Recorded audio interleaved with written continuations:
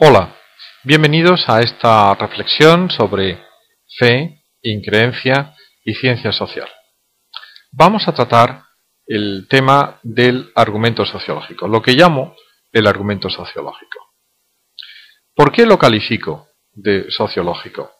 Lo califico de sociológico porque las tres partes de este argumento tienen la impronta de la ciencia social.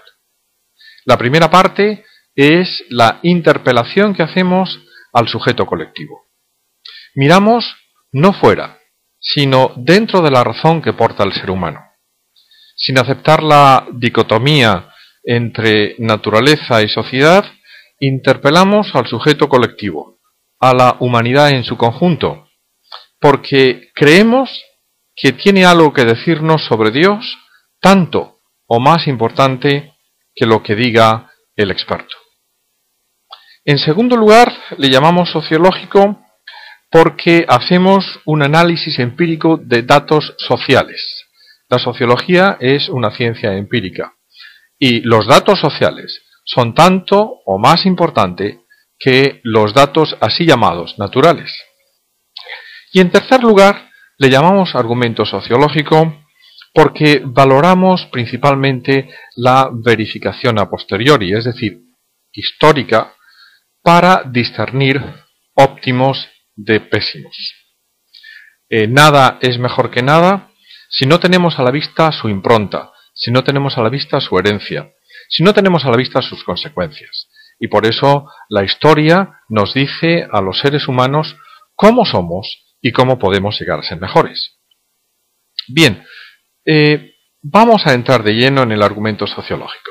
Vamos a cubrir cada una de estas tres partes, de mirar al sujeto colectivo, de analizar ciertos datos sociales y de valorar la verificación a posteriori. En primer lugar, el sujeto colectivo. ¿Qué nos dice el sujeto colectivo sobre Dios? Pues la opinión es casi unánime. Lo normal en el ser humano es creer en Dios. Y ello es así tanto diacrónica como sincrónicamente. Diacrónicamente porque así lo dice la antropología y así lo dice la historia. Lo normal en casi todas las culturas, en prácticamente todas las culturas, en toda la historia de la humanidad, ha sido creer en Dios. El ser humano podíamos decir que es naturalmente religioso, naturalmente creyente, y eso nos lo dice la historia. Y sincrónicamente, porque también es así hoy. Prácticamente el 90% de la humanidad hoy en día cree en Dios. De ahí que podamos inferir que lo normal en el ser humano, es creer en Dios. Vamos con la segunda parte del argumento, a nuestro juicio la más contundente, la parte que se refiere al dato empírico, al dato social. Y para ello analizaremos una vertiente de esos datos sociales que son comunes a todas las ciencias, prácticamente a todas, y otra que es más particularmente sociológica. En la primera estamos hablando del hecho del milagro, de los milagros, y en la segunda de la experiencia interna históricamente acumulada. Vayamos con la primera, con el milagro. El milagro es un dato empírico no controvertido que solamente tiene explicación por causas sobrenaturales y por tanto apunta directamente a la existencia de Dios, a la existencia de un ser que interviene en la creación como su hacedor. La reacción ante el milagro, la reacción ante los milagros ha sido muy variada a lo largo de la historia. La más honesta es la del reconocimiento del hecho. Es lo que le ocurrió al Premio Nobel de Medicina Alexis Carrel en el año 1903, cuando se convirtió, pasó de ser una persona no creyente a ser una persona creyente ante el hecho irrefutable de un milagro. Ese milagro ocurrió en Lourdes. Alexis Carrel recibió el Premio Nobel de Medicina el año 1912. Hay quienes piensan que los milagros son algo que se dio en la antigüedad, en épocas precientíficas. Sin embargo, el milagro es un hecho incontrovertido hoy en día. Llamemos la atención sobre el pontificado de Juan Pablo II. Juan Pablo II, en sus 27 años de pontificado, beatificó y canonizó a más de 1000 personas, bastantes más. En concreto, en su pontificado se produjeron 1341 beatificaciones y 482 canonizaciones.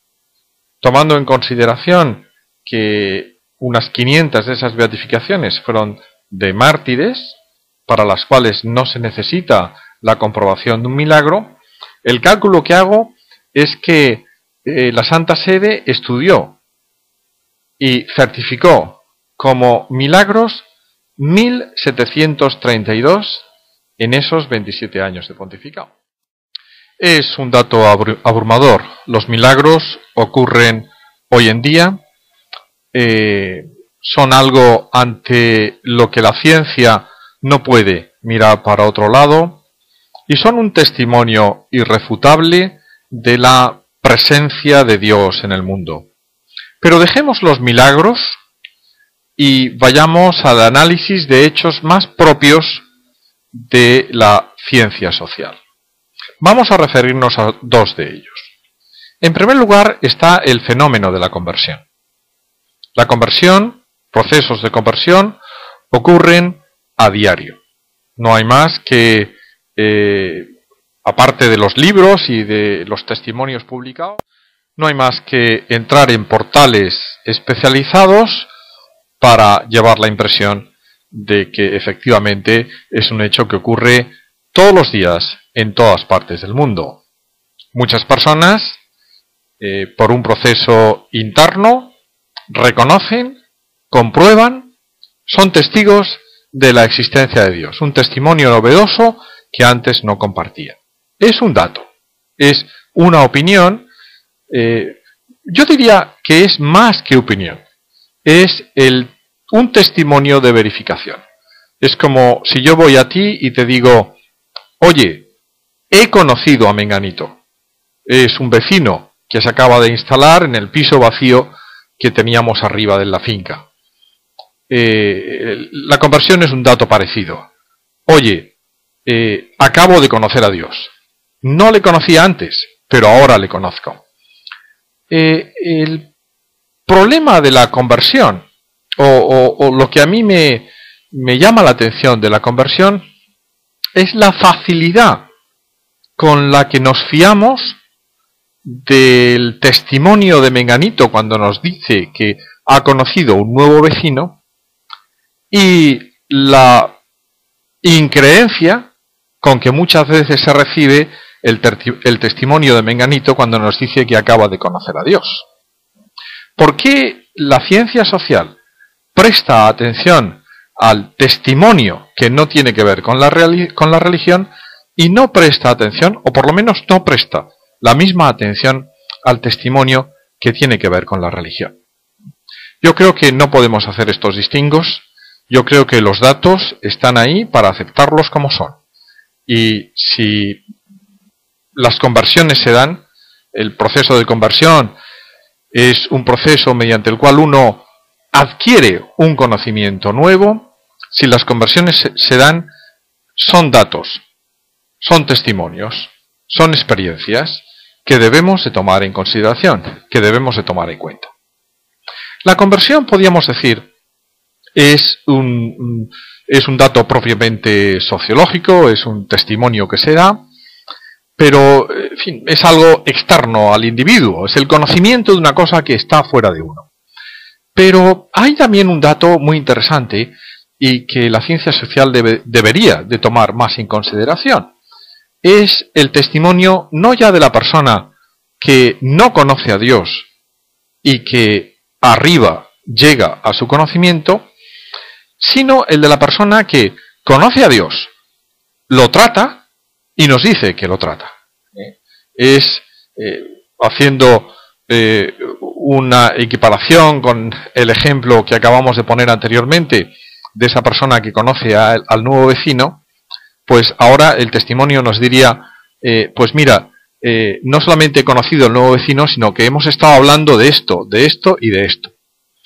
Me estoy refiriendo a que muchos creyentes aportan el testimonio del trato que tienen con Dios, de las luces que adquieren con ese trato, del diálogo que mantienen interior con Dios. Y es un testimonio, es un dato que también deberíamos de tomar en consideración. Y habitualmente la ciencia social lo obvia. He sido siempre muy crítico del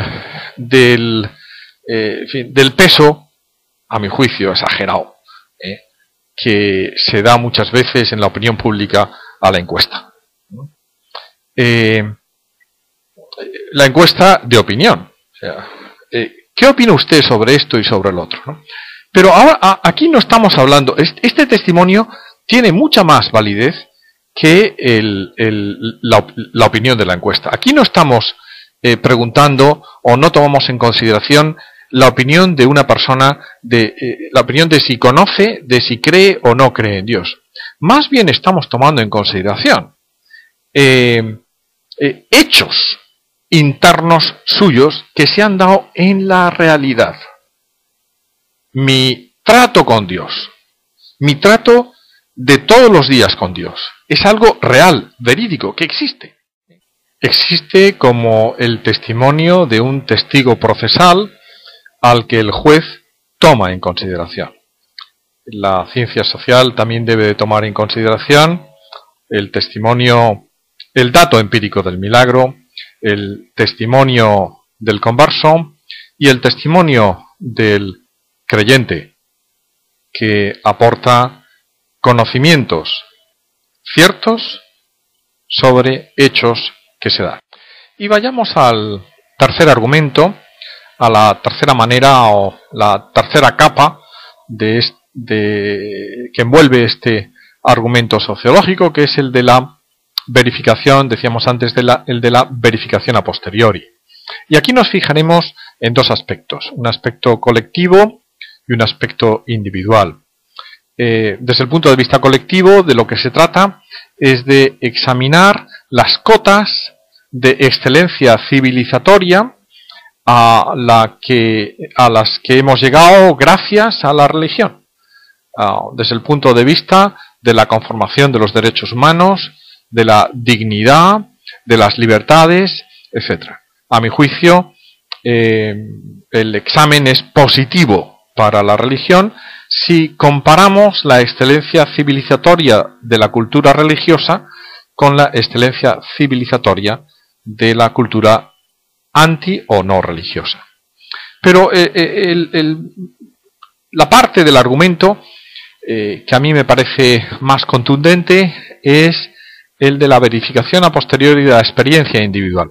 Y me refiero concretamente a los santos, aquellas personas que han encarnado el hecho religioso de una manera paradigmática y que nos inspiran humanamente a cada uno de nosotros. Esta es una experiencia incontrovertida. O sea, la impronta de los santos en la humanidad, lo que los santos nos han enseñado de la humanidad a cada uno de nosotros, el ejemplo que nos han dado es un ejemplo que ponemos ahí como una luz que guía el progreso del ser humano.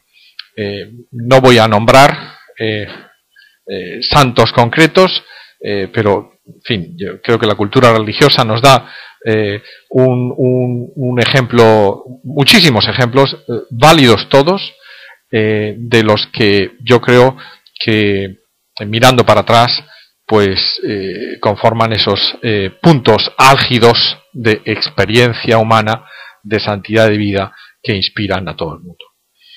Resumiendo el argumento sociológico, El argumento sociológico, en primer lugar, apunta a la experiencia del sujeto colectivo, experiencia desde el punto de vista diacrónico y desde el punto de vista sincrónico, en la que podemos llegar a decir que lo normal en el ser humano es ser religioso. En segundo lugar, hemos recabado datos empíricos, el milagro, la conversión, la verificación del creyente, y en tercer lugar, la experiencia civilizatoria de la cultura religiosa. Con ello dejamos conformado, esbozado, el argumento sociológico. Muchas gracias.